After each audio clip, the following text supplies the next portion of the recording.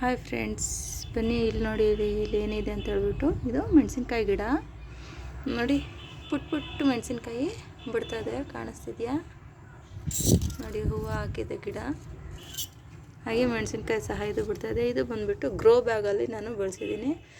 ಇದು ಮನೆಗೆ ರೇಷನ್ ತಂದಿರೋಂಥ ಚೀಲ ಉಳಿದಿತ್ತು. ಆ ಚೀಲನೇ ಕಟ್ ಮಾಡಿಬಿಟ್ಟು ನಾನೇ ಬ್ಯಾಗ್ ಥರ ಹೊಲ್ದಿದ್ದೆ, ಗ್ರೋ ಬ್ಯಾಗ್ ಥರ. ಅದರಲ್ಲೇ ಮಣ್ಣು ತುಂಬಿಸ್ಬಿಟ್ಟು ಸರಿ ಅಂತ ಹೇಳ್ಬಿಟ್ಟು ಇದನ್ನು ಹಾಕಿದ್ದೀನಿ.